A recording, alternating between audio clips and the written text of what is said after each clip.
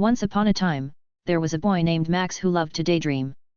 Every day, he would lie on the soft grass and watch the clouds drift across the sky.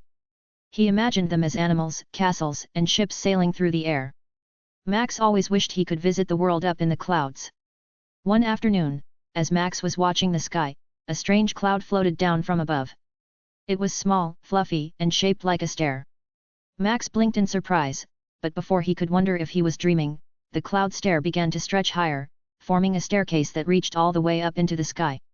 Filled with excitement, Max climbed the cloud staircase. Up and up he went, until he reached a kingdom made entirely of clouds.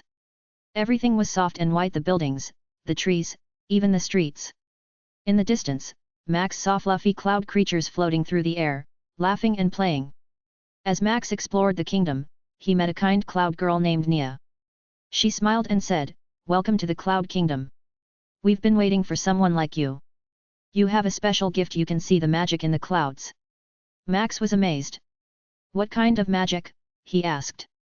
Nia pointed to the clouds around them. "With your imagination, you can shape our world.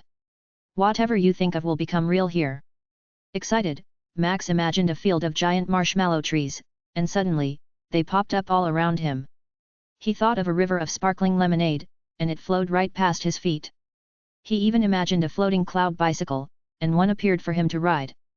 For hours, Max and Nia explored the Cloud Kingdom, creating new places and creatures with their imaginations.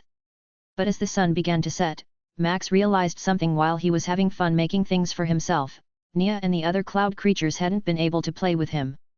Feeling a little guilty, Max asked Nia, "What would you like to imagine?" Nia's eyes sparkled, and she smiled. "I've always wanted a cloud playground where we can all play together." Max nodded, and with a wave of his hand, he imagined the biggest, most wonderful playground the Cloud Kingdom had ever seen. There were slides made of rainbow clouds, swings that soared through the air, and a giant trampoline made of fluffy cotton candy. Nia and the other cloud creatures cheered with joy and began to play, laughing and having fun.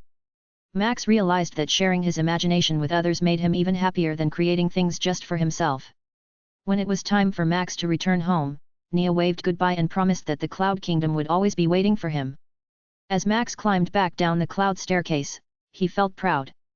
He had learned that imagination is powerful, but it's even more magical when shared with friends.